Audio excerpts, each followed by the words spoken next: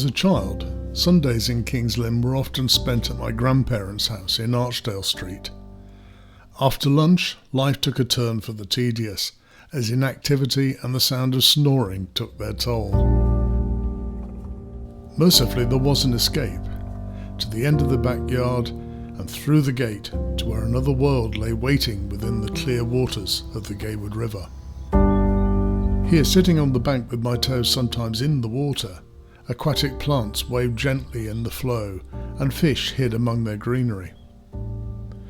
It was almost a parallel world beyond the reflected sky, and it kept me entranced for hours. Returning to the town recently, I went back to revisit my old friend, the Gaywood. I discovered that the river has undergone a depressing transformation. Gone is the water within toes reach, now dredged a good bit lower between steep banks, and with very few remaining riverside trees. Gone are the plants that made up much of the underwater world, dredged out every summer and dumped on the bank. Gone are almost all the fish and the crystal clear water in which they swam.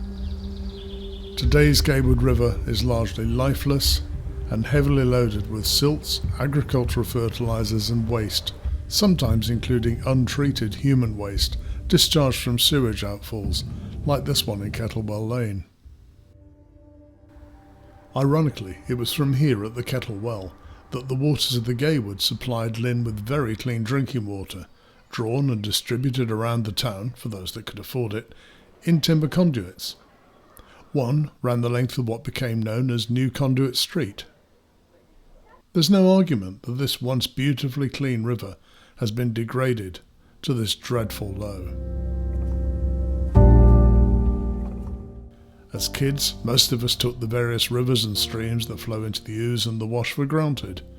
We crossed them on the way to the beach, on Wootton Road, their Onion Corner at Castle Rising, in Inglesthorpe, Sedgeford, Heacham, and for that matter also at Castle Acre.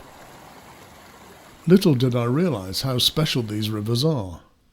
Each is a globally rare chalk stream.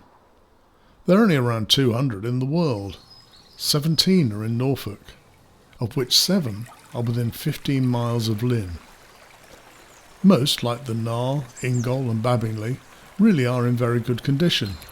Clear, shallow, often quite fast-flowing, and as I well remember, always numbingly cold, even in summer. Their beds are of gravel, chalk, flint and sand, and characteristic plants grow prolifically, giving shelter and breeding grounds to many species, including the now critically endangered European eel, and these beautiful brown trout in the Babingley, seen just this spring.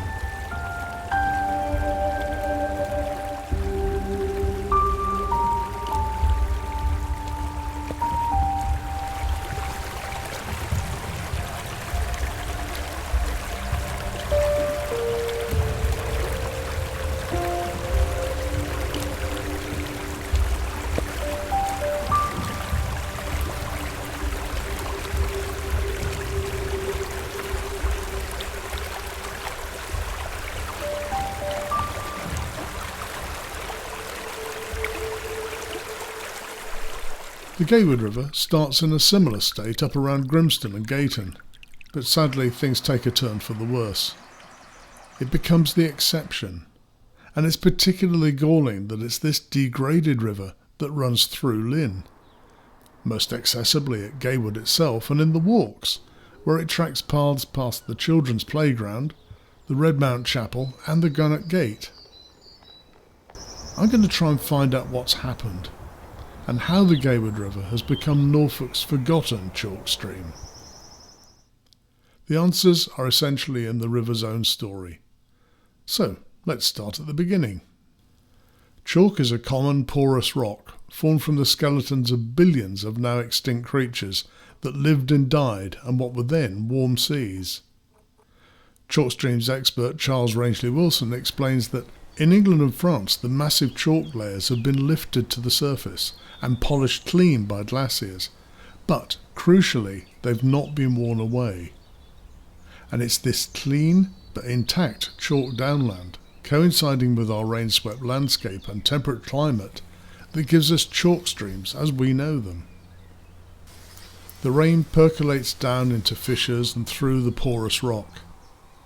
It can take anywhere between 6 months and 60 years before it eventually re-emerges from the ground as springs bubbling up pure clean water all along the edge of the ridge.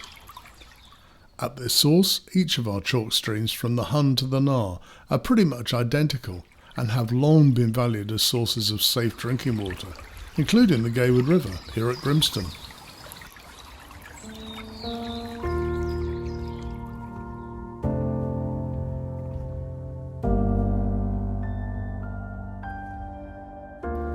It's no coincidence that many ancient settlements and religious buildings can be found near West Norfolk's chalk springs, which run cool and clear year-round at a constant temperature of 10 degrees.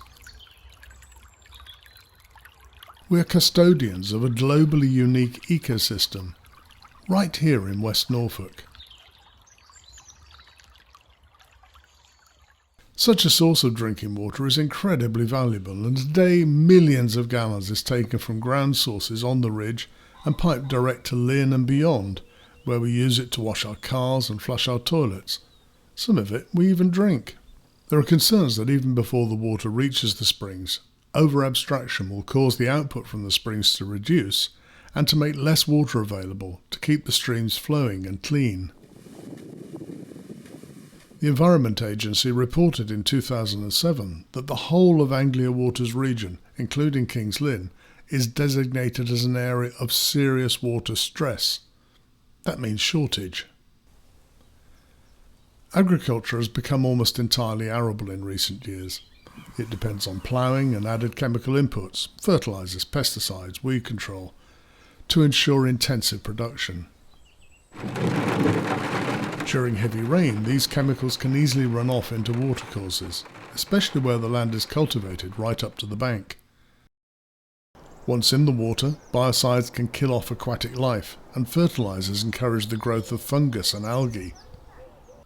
As well as the chemicals, soil is often washed into the streams, where the fine silt chokes aquatic life. The Babingley runs clear and clean, whereas the Gaywood is heavily silted.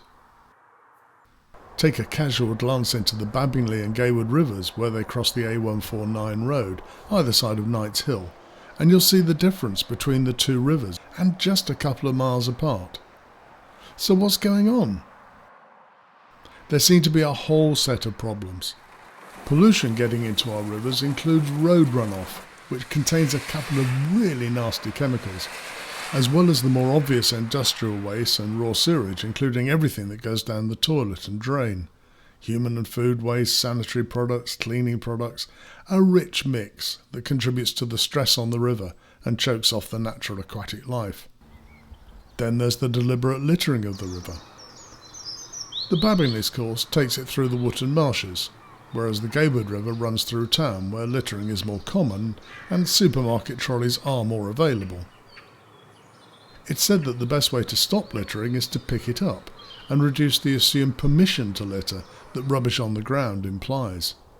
Some sections of the riverbank through Lynn are kept quite clean, but others are currently so heavily littered that it can only be seen as an encouragement to treat the river as a waste disposal system. Chalk streams in the best condition meander naturally, have natural obstacles in the watercourse such as fallen trees, both of which cause the water to scour the bed of silt, exposing the gravel, which fish love to spawn in. The clean water encourages growth of characteristic aquatic plants, which provide cover for young fish and which themselves take up excess nutrients from the water, keeping it flowing clean and clear. The Babingley follows a largely natural course and is in generally pretty good health right down to the Wootton marshes where it becomes tidal. By contrast, the Gaywood has been extensively dredged and straightened from Bawdsey right down into the town. The water is often sluggish, and the aquatic environment is regularly cleared of beneficial plants and associated wildlife. Riverside trees are cleared to allow access for dredging equipment, further impoverishing the environment, turning what was once a clear chalk stream into nothing more than a lifeless drainage ditch. A number of initiatives have been undertaken along the Gaywood River over the past 20 years, But additional strain has been put on from pollution and relentless dredging. As a result, meaningful progress has been limited. Anglia Water, the Environment Agency, Drainage Board, landowners, farmers, and the rest of us all have responsibilities to bear in the degradation of the Gaywood River. Among the statutory bodies, there's much trumpeting of positive action that's taken and denial of negative effects of their operations. The river's declined slowly over several years in ways that many people may not even have noticed. In recent years, large sums of money have been invested in the walks, raising the profile of the whole park as an incredible asset to the community and as a visitor attraction.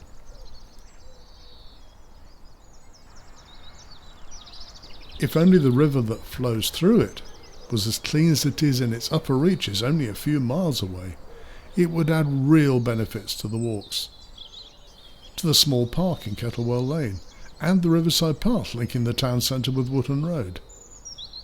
The nearby rivers Ingol and Nar have benefited from some brilliant restoration programmes recently. The treated outflow from a sewage works on the Ingol is directed through 4 newly created wetland areas, which naturally reduce nutrient loads before the water is returned back into the river. At Castleacre, the Nar has been re-wiggled to create a more natural flow to benefit the river and its habitats.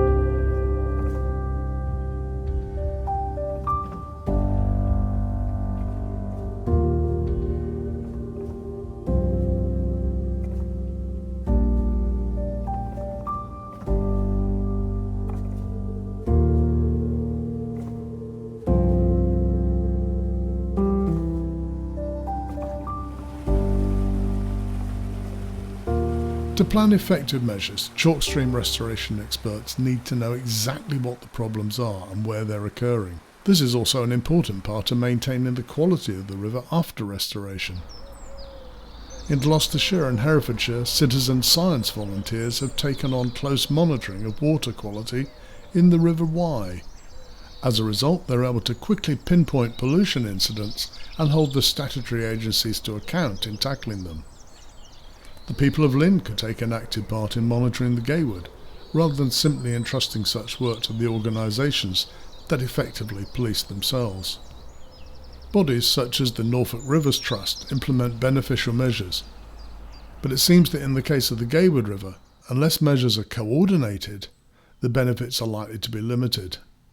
For example, cutting pollution will help, but if the river is still over-dredged, the aquatic environment will remain hostile to plants and fish. If pollution and dredging problems are solved, agricultural runoff will still damage the water. Silt suspended in the water will continue to choke life in the river until measures such as silt traps and renaturalisation of the course of the river are undertaken. Unless we all take responsibility to ensure that only rain goes down the drain, and we shift the littering culture alongside the river, it will remain a dead feature in the heart of our town. In essence, unless all the problems are reduced, not a lot will change. Turning the river around to restore it to be a real asset for Lynn and its people, we'll all need to play our part. We can no longer entrust its future to the agencies that have thus far failed it and us. In addition, our MPs and councillors need to be encouraged, and put under some pressure from us, to finally take the necessary steps to ensure that the Gaywood River becomes a celebrated source of pride for us in the area, and a great example of what can be achieved. Never again to be Norfolk's forgotten chalk stream.